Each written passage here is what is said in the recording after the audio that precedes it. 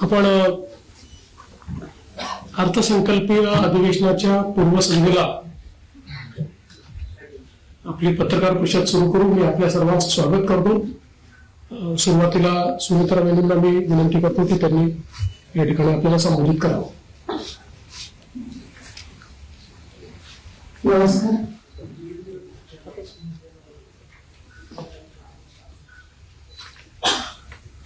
आपल्या महाराष्ट्राचे माजी मुख्यमंत्री श्री देवेंद्रजी फडणवीस साहेब, उपमुख्यमंत्री एकनाथरावजी शिंदे साहेब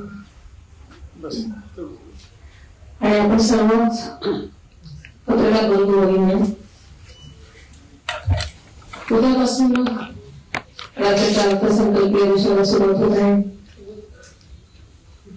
अधिवेशनाच्या पूर्वसंध्येला आयोजित आपल्या या पत्रकार परिषदेसाठी उपस्थित सर्वच बंधूंचं मी मनापासून स्वागत करते. अधिवेशनाच्या पूर्वसंध्येला चहापानाचा कार्यक्रमाचं आयोजन करण्याची जुनी पद्धत आहे.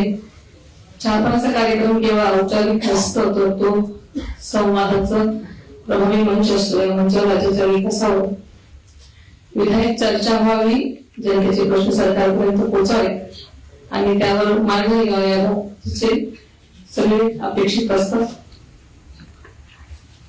यंदाचे अधिवेशन हे माहिती सरकारचं दुसरं अर्थसंकल्पीय अधिवेशन आहे. जनतेने मोठ्या विश्वासानं गेल्या वर्षी पुन्हा एकदा महायुतीला सत्ता दिली, त्या विश्वासाला न्याय देण्याचा प्रयत्न महायुती सरकार करत आहे. आपल्या सर्वांना माहिती की अजितदादांनी 11 वेळा राज्याचा अर्थसंकल्प सादर केला. दिवंगत वानखेडे साहेबांनंतर सर्वाधिक वेळा अर्थसंकल्प सादर करण्याचा मान आदरणीय दादांना मिळाला आहे.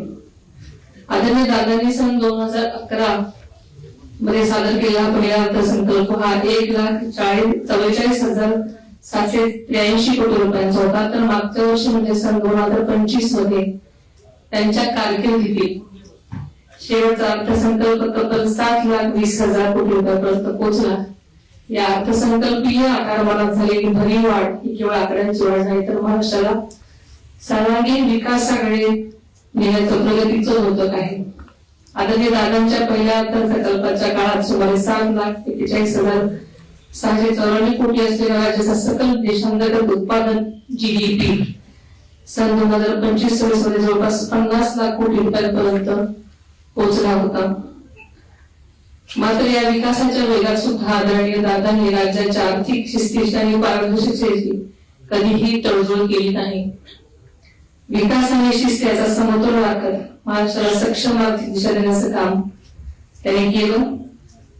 मुख्यमंत्री देवेंद्रजी फडणवीस साहेबांच्या मार्गदर्शनाखाली आणि उपमुख्यमंत्री एकनाथजी शिंदे साहेबांच्या साथीनं आदरणीय दादांच्या अर्थसंकल्पाची जोरदार सुरुवातही झाली होती.